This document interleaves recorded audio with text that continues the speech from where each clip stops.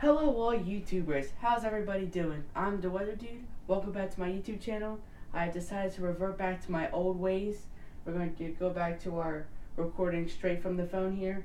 Again, welcome back to the Weather Channel, aka the Weather Dude. Again, please consider clicking the subscribe button right there, liking, sharing, and commenting on my videos. Let's get started. So we're going to talk about our potential winter storm Eboni. Once again, another potential winter storm that's going to smash South Dakota, Nebraska, Minnesota, and northwestern Iowa. Although Nebraska, Minnesota, and South Dakota will likely get the brunt of this storm system. So as we head through time, the models, especially GFS, they're starting to lighten up on the precipitation in terms of intensity. And as we can see, the snow is starting to go into South Dakota as we head 48 hours from now, so exactly 2 days from now. So be prepared, the storm could come in the next couple days. And watch, as it gets closer, it could switch to rain, especially in southern Minnesota. But once, this is hour 66, but once the storm passes through, off to the east, we're going to get that wraparound snow. And that could be the heaviest snow of the actual storm system once we get that wraparound. And there'll also be a lot of rain for the southeastern part of the country.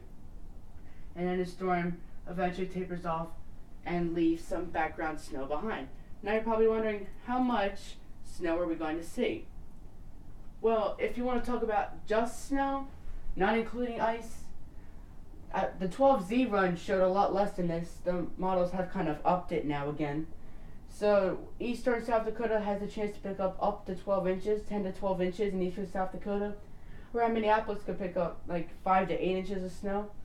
A lot of Nebraska, especially central western Nebraska, could pick up a couple inches, maybe even 5 or 6 in the panhandle of Nebraska, and also significant snow in the Rockies from this storm as well. But if you do want to throw in the ice, I can give that to you as well. Sorry, let me just flip back to north central here. I'll give you zoom in. So total snowfall, including ice here, drum roll please.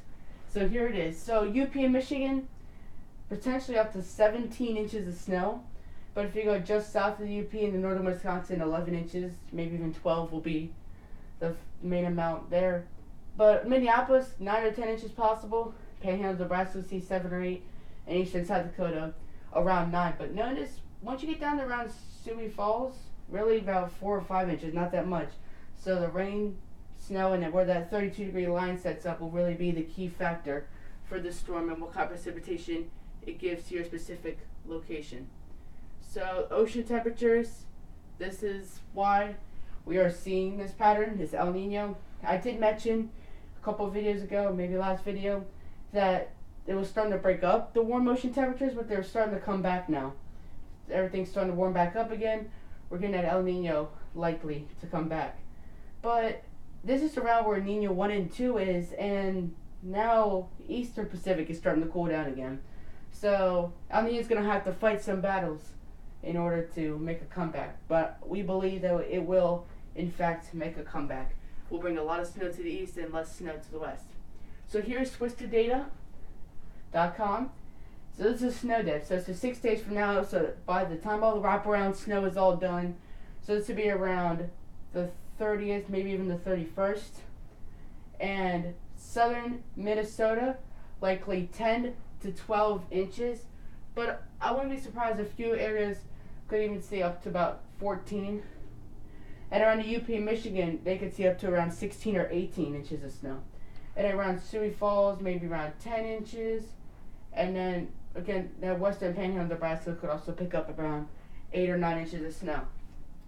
Climate Prediction Center here. So here's our maps, temperature, precipitation.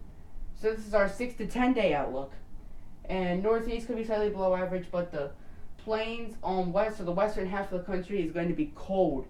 Especially in Arizona and New Mexico has the greatest chance of seeing below average temperatures. But the southwest and the Rockies and the high Sierra Nevada is going to see very cold temperatures in the next 6 to 10 days.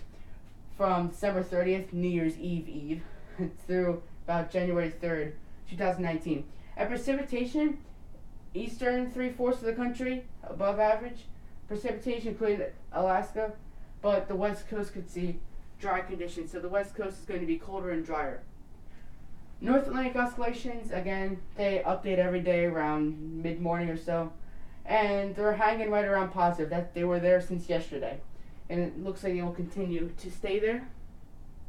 Arctic oscillations here dipped into the negatives earlier in December. We're going to go back up into the positives again, but then we'll take a big dip into the negatives. Again, Arctic oscillations, North Atlantic oscillations, you want those to be negative to get a lot of snow for the east. And Pacific North America pattern, which I'm going to show you right now, you want that to be positive if you live on the East Coast. West Coast, you want this to be negative to see your snow. West Coast, Rockies, you're seeing your fair share of snow now. Enjoy it while you can, because once El Nino really gets into formation, we're going to see that snow chances start to decrease. Still be some snow depth, just not really much in the way of snow. And PNA, Pacific North American pattern, again, like I said in my previous videos, it'll get down to around 0. That's the high. That's the lowest it'll get. Excuse me, and then it'll rebound by the new year. So that's all for today's video. I hope you enjoy a flashback from the beginning of my channel, recording again. I dedicate this presentation to all the police officers and military. Thank you for fighting for us. We salute to you. Have a great day. I am the Weather Dude, signing off till next time, and have a Merry Christmas and a Happy New Year.